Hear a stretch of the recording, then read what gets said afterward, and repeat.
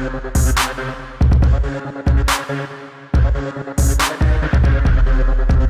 it is now our pleasure to interview John Correia from Active Self-Protection. Hey. His face probably looks familiar to you, even if you didn't realize that YouTube video you watched somewhere out there at some point. You've probably seen him on YouTube at some point. Probably. Because he is the man and the name in the game where it comes to taking self-defense-oriented videos, analyzing them, and really pulling some very valuable lessons out of those.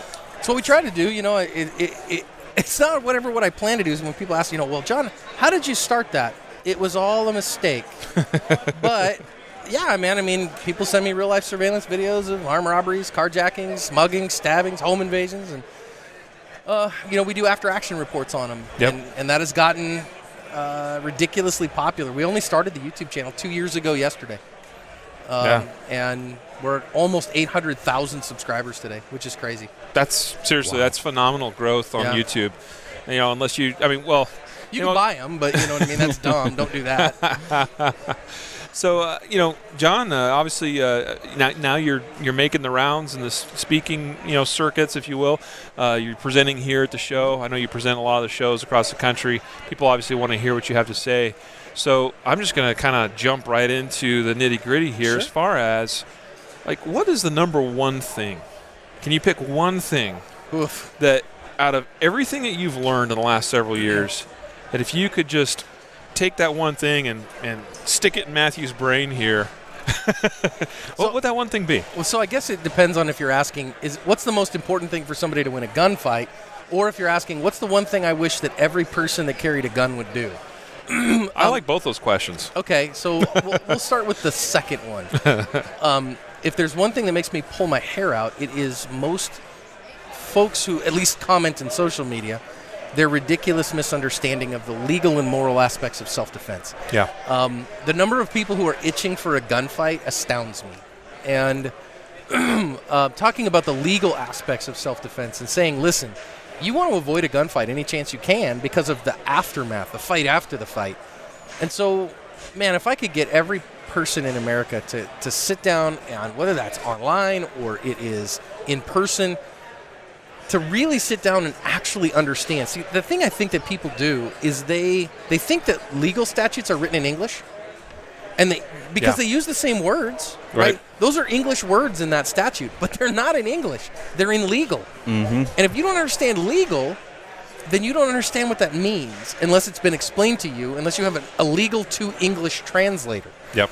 And not only that, something that, from what I've seen, that people don't understand is it doesn't even really mean anything until it's actually tested in a courtroom.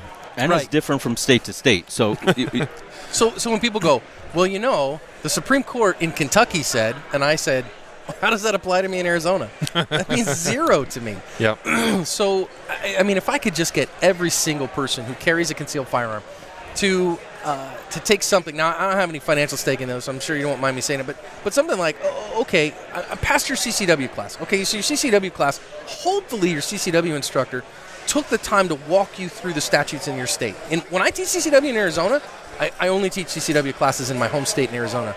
But when I teach it there, I literally walk through every single statute, and we do a legal to English conversion. What does this mean? What does that mean you can do? What does that mean you can't do? And every time everybody goes, you mean I can't? You mean what? And no, you cannot use your gun. I said this in my class earlier today, as I said, look, as a general rule, unless there are extenuating circumstances, somebody punches you in the face, you can't shoot them. They go, of course I can shoot them. No, you can't. That's a simple assault. You've just escalated from physical to deadly force. So I wish that they would do that. I wish they would take a class so then that way they knew.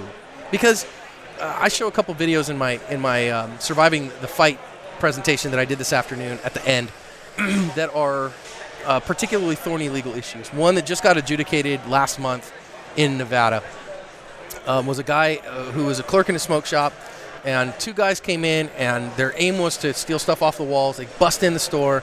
They start grabbing stuff off the walls. He's about 30 feet away. He draws his gun. Incredible marksmanship. 7 out of 7. Took 7 shots, put them in, all 7 of them in one of the guys that was stealing from the walls. Turns out 2 kids in middle school. Unarmed. And so he said, well, I was in fear for my life. And, of course, the judge asked why. Why were you in fear for your life? Where's the objective, reasonable evidence of a fear of great bodily harm or death? Well, I didn't know if they were going to come at me. So you just said you don't know. Yeah. And if you didn't know, then you can't use deadly force. You have to have objective, reasonable evidence. And be able to articulate it. Yeah, you have to have articulable reason why you did what you did. And particularly in Nevada, the statute says bare fear is not enough, that you have to have objective evidence. Yeah. So thankfully, this guy hired a really high dollar attorney. I mean, a real big dollar attorney. And that attorney convinced the prosecutor to let this guy plea to illegally pointing a firearm at someone, which was a misdemeanor. 364 days, and the judge gave that suspended and instead 3 years probation.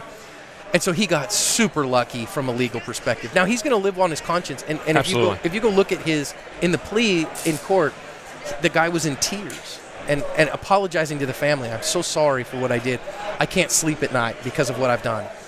Yeah. And not to mention the fact that he spent $200,000 to $300,000 in attorney's fees. Absolutely. And it didn't go to trial. Okay, so man, take a class so that you can avoid those kind of problems, and you know when you can and when you can't, and what you can do and what you can't do. And then there's that paradigm of can I and must I, or should I? Yeah, and sometimes. should I? Yeah, right. you know. So can I maybe get away with it? Maybe, but must I do this? And that's when the gun comes out. When it's, if I don't shoot this guy, then either I'm dead or my loved one's dead. Well, now I have to shoot him. And the consequences are what they are. Yep. And chances are good in that instance, well, you ain't going to have any consequences anyways because that's a good shoot. So I really wish, Well, going back to where you started, you talked about it's amazing to you how many gun owners out there, concealed carriers, are just like itching for a fight. Yep. Because that's the attitude sometimes is, oh, I got a guy in my business stealing some stuff. I just stumbled upon him. I better draw my gun and shoot. Well, like, why? So I don't know where that attitude comes from, but I think so. In my opinion, everybody gets in their mind the way their gunfight's going to go. They get this scenario in their head. This is what I'm going to do. I'm going to be the bringer of justice. I'm going to be, the one who makes everything work. And this is how it's going to go. And that might be that one of, I'm going to come across some guy who's, trying to drag a woman into a car, and I'm going to stop him.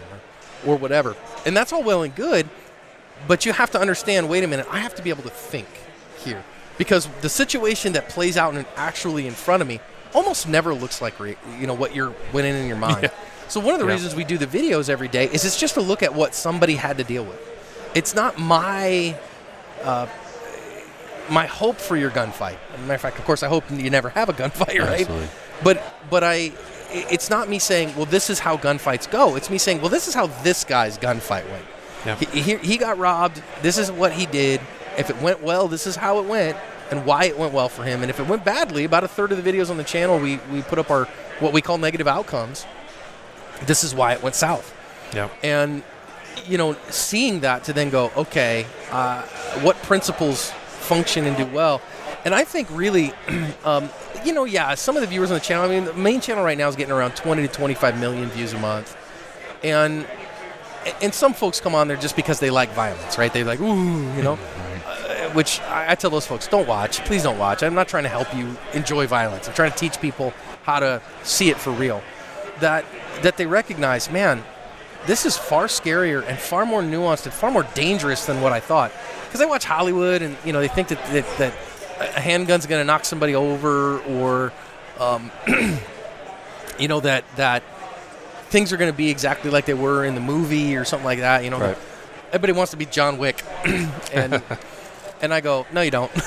Well, I think when you're talking about the popularity of your YouTube channel and the videos, and I think it's because the way you analyze or debrief these incidents is different. So a lot of people go on YouTube or they see the video of what happened and there's no context to it. Sure. They're either looking at it through the news, how the news reports it, which they have no idea what they're talking about, or they're just looking at a surveillance video, and coming up to their own conclusions. But the way you analyze these videos, and you don't armchair quarterback, and that's a big important thing, because we can to a certain point we have to, because sure, we are analyzing them after the fact, but you don't sit there and say, well, this is what I would have done and he should have done this, because you realize that there's more than one way that this thing can go, and you point out certain instances where this was probably not a great decision, but he made this decision, and this is what resulted from that. So you analyze it in a way that people can absorb and learn from, rather than just armchair quarterback, and this guy should have done this, and he's dumb that he didn't do it this way. That sounds like what we do on the podcast, and this guy does it far better. Well, so my background influences that. So my first big boy job in the world was in the U.S. Navy. Okay, so I made hot water the hard way in Uncle Sam's Canoe Club. All right. So in the nuclear world, I operated a nuclear reactor. Anytime something went wrong on a reactor, they would debrief the entire incident. Okay, if it was a piece of equipment that broke that caused a problem in the plant, or God forbid somebody makes, people make mistakes. You operate wrong and you cause a problem. Thank God they're all designed well. They don't break real easy. And then they'd basically take everybody off watch. They'd debrief everybody. What happened? What'd you do? How'd that go? Then they'd write up the whole thing, the entire report, and they'd disseminate that to every ship in the fleet that had a nuclear reactor. And we would all be required to read it. This is what happened on this ship on this date. Here's what went down. Here's what this operator did. Here's what this person did. Here's what this person did. Here are the lessons learned. And the goal for that is we don't want to have the same people make the same mistakes and do the same problems. We want to get better. And it can feel a little brutal, because if you're in the report and it's like, he did this, that was a mistake, he should have done this instead. Well, so that's where I came from. So when I do these videos, I just look at, okay, I mean, I'm not trying to be a dogmatic bringer of doctrine. I'm trying to be somebody that just says, well, what happened? And that happened. So every time I see somebody do this, that helps them. Yeah. So he did that really well. Now sometimes, I had one the other day. A guy went and got a gun from under the counter because a guy threatened him with a knife across his counter in his convenience store. Got a gun under the counter, scared a guy off with it. Okay, great. I said, look, he didn't shoot him. Good, he didn't need to shoot him. Guy ran off with the presence of the gun. Good job. Yep. Now, when he reached under the counter, he was pretty close to that guy, put himself at some risk. And so that's why I do recommend you keep a gun on your person. But hey, it worked for him. So, I mean, all right, it worked okay. So success covers a multitude of errors. So, I mean, the goal is not to Monday morning quarterback, but to simply debrief and to go, here's what that looks like in the real world. And actually, the crazy joy out of that is I get messages from people every week now who say, man, John, I got in this thing and I could just hear your voice in my head. And I was like, no, I'm not going to be in one of this guy's videos. And I'm like, good, man, good on you. I get stories of, I had this whole thing, and one of my favorite ones is I had a woman a couple months ago sent me a message who said that she was involved in an incident where she pulled into her parking garage and she was in her spot, and then she realized this guy was really looking at her and coming her way, and she was like, I can't get the car out of here. It's just not going to happen in this spot. And she said, I heard your voice tell me you got to either get the car out of there or get away from the car. Your car's a coffin if you stay in it. And so I got out of that car as fast as I could, and that gave me space to keep that guy away from me. I didn't end up having to shoot him. And, I yelled at him, and he was like, chased me in a car a couple times, but he couldn't get me, and he got away. And I was like, man, what a cool thing. Like, my stupid voice in your head was what enabled this guy to stay away from him. So, that's what the goal is. It's just to help people. I tell folks that I'm an educator. I taught undergrads for 9 years and graduate students for 5.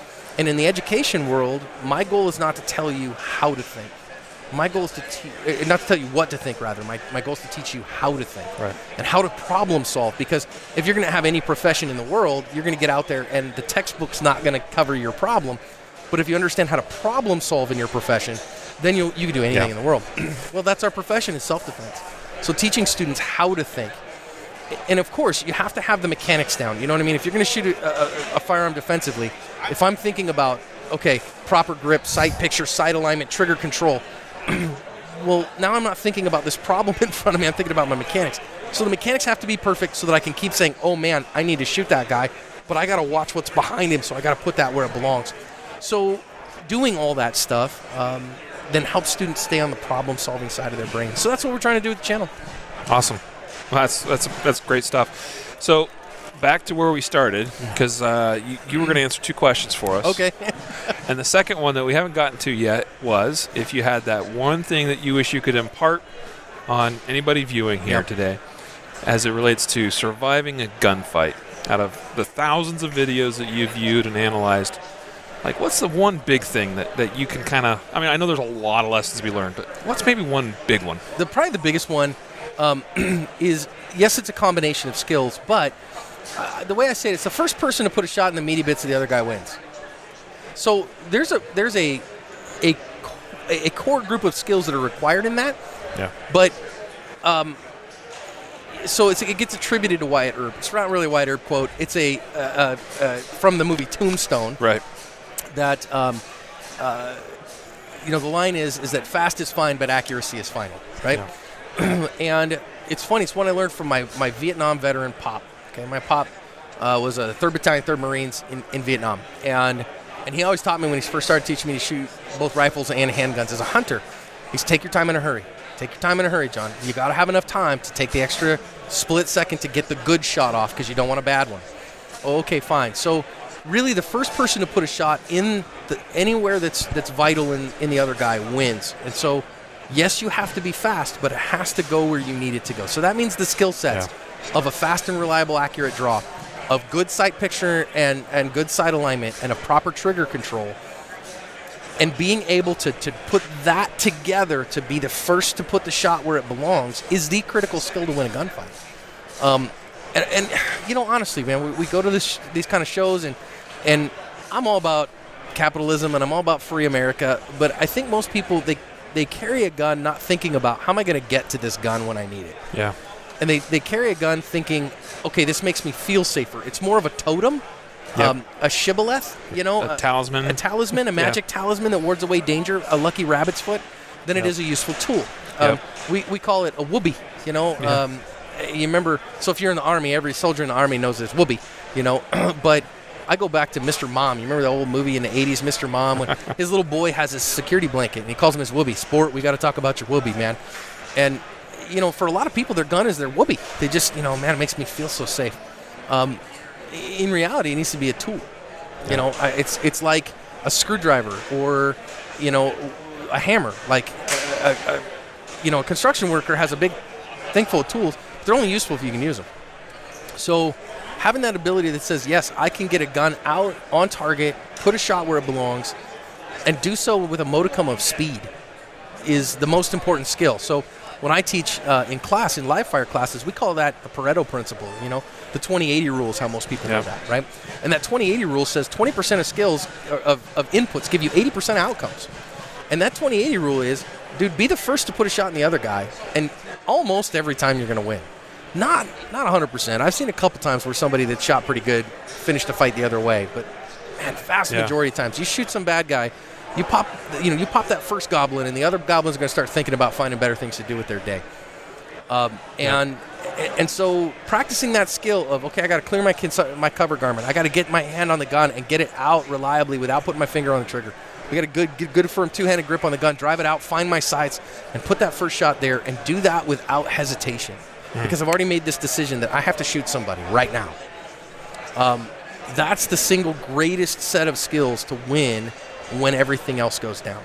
And I've seen untrained people win gunfights. I mean, I've seen people that make all kinds of mistakes, but I will tell you from watching it is clear when you see somebody who has a high skill level that just that when the switch happens, it's like competition, right? You don't get a beep in a gunfight, but something is your trigger that says go, and that's your beep. We call it your beep, right? Yep. And when somebody who's really trained, they hear their beep, and it goes, you go, wow. There's a guy or a gal who really knew what they were doing, and it was clear this was not a fair fight. Yeah. Thankfully on the good side, not the bad side, right? So, I mean, that's really it. Train and train and train to get that first, clear the cover garment, good grip on the gun, drive that gun out and get the first shot where it belongs. And then after that, keep doing that until such time as it doesn't need to be done anymore, right? And I think people want to train, and they love to train the for lack of a better term, they love the scintillating things. They love, they want to train the double barrel rolls, and, they want to go to Tactical Fantasy Band Camp. Yeah, they want to go to John Wick. They want to do that, and they want to do this. So I'm going to shoot my rifle and then do the transition to my pistol and this and that. And I'm all about that stuff. I mean, I just took a 2-day rifle class. I mean, it's Tactical Fantasy Band Camp. And that can be fun, and I don't have any problems with that. And I love competing. I love doing, IDPA, USPSA. You want to shoot that stuff? Yes, do that. But be excellent in the basics first. Be excellent in the most important things first if you're going to carry a firearm for self-defense. I mean, I know folks who they don't carry a gun for self-defense. They're just competitive shooters. Right. And so they don't ever work on those other skills, and that's totally fine. Like, I'm down with that. They're incredible competitors, and they'd never want to work on clearing a cover garment because they shoot USPSA and they never do it. Okay. Right. All right, man, I'm down. So that would be my answer to that question. That's awesome. That's two. I mean, well, there was a lot more than just two, but that's two really excellent lessons to take away from John Correia and all the great stuff happening in active self-protection. Thanks, man. And so we're gonna have to let you go. Unfortunately, at this point, on to the next thing. And I know you've got a busy schedule as well. So, John, thank you so much for your time. Thanks for having me, guys. Really appreciate it. Thanks for Thanks, talking. John.